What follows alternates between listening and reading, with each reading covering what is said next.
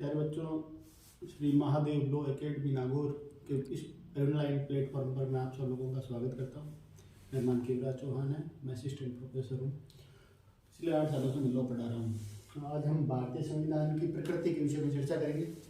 भारतीय संविधान की प्रकृति के बारे में बात करें तो पूरी दुनिया में जितने भी संविधान है 2 ही प्रकृति के होते हैं, या तो यूनिटरी होते हैं या फेडरलिज्म होते हैं। यूनिटरी शब्द का हिंदी अर्थ एकात्मक संविधान है। फेडरलिज्म का अर्थ ये होगा संघात्मक।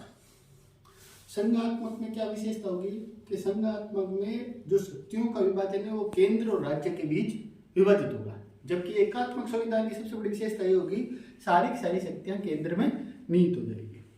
संघात्मक संविधान की भारतीय संविधान की प्रकृति की चर्चा करते हैं तो हमें पता चलता है भारतीय संविधान न तो संघात्मक है न एकात्मक। भारतीय संविधान दोनों का अद्भुत विलक्षण मिश्रण है। इसलिए भारतीय संविधान को अर्ध संघात्मक कहा जाता है। भारतीय संविधान की प्रकृति किसे में कहा जाता है, ये वकीलों का स्वर्ग है, it's a paradise of advocates. इसका कारण ये है कि भारतीय संविधान को जिस प्रकार की परिभाषा वकील अपने हिसाब से निकाल लेते हैं। अब भारतीय संविधान की संघात्मक संविधान में 5 तत्व है। सबसे पहले रिटन कॉन्स्टिट्यूशन है। भारतीय संविधान बहुत विशालतम है, 22 भाग है, 395 अनुच्छेद है और 12 अनुसूचियां है। संविधान की सर्वोच्चता है। भारतीय संविधान और अमेरिका के संविधान में सबसे बड़ी खासियत यही है, it's a supremacy of the constitution. भारतीय संविधान को सर्वोच्च माना गया, भारतीय संविधान से ऊपर कोई भी नहीं है। इसके बाद संविधान की है परिवर्तनशीलता।